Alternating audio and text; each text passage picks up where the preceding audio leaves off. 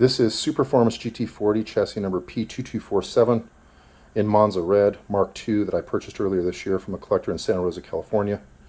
After looking for several years on a daily basis for a car, this was the right deal for me for what I was looking for, including, I think, for the buyer. The car was not titled when I originally purchased it.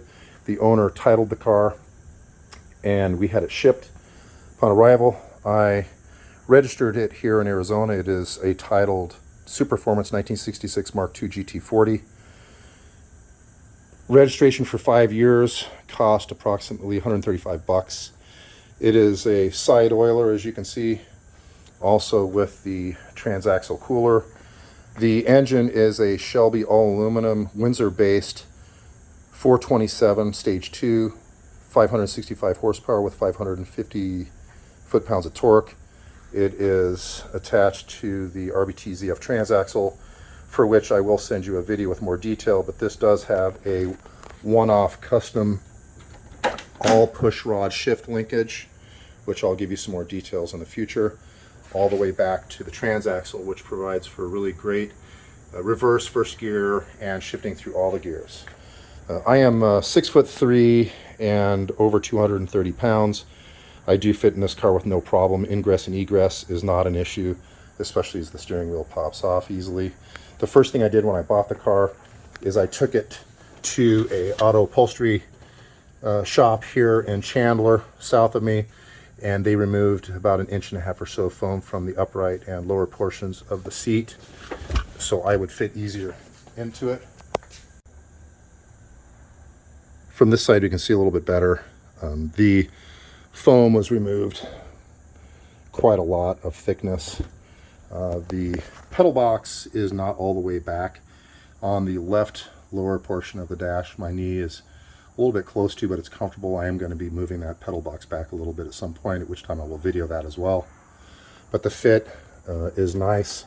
Air conditioning actually works really well, and I'll speak to my mirrors that I've added. I have a temporary solution in terms of how they're attached, but they work extremely well. In driving the car, your time is spent basically more concerned about visibility out of the car on the rear and sides, as well as front end clearance. When I purchased the car, it had 225 50 15s in the front and two 75 50 15s in the rear.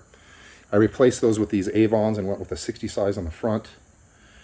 Wanted a little bit more clearance because when you are driving this car, ingress and egress is a big problem if you actually drive it.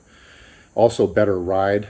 The Bilsteins had to be adjusted by my brother and I on the front end to clear because there was a very, very, very light rub at the very top of the fender well with the tire, but this is an easy adjustment. So I stayed with the 225 width and went 60 tall. In the rear, I did not have an option for a 60, but went 295 instead of 275 on the rear. This car's only been driven on the street. I do drive this thing regularly. I've not had it on the track. I can just speak to the basic ride of the car is significantly improved. Handling I can only speak to on the street, which I'm not sure what that says.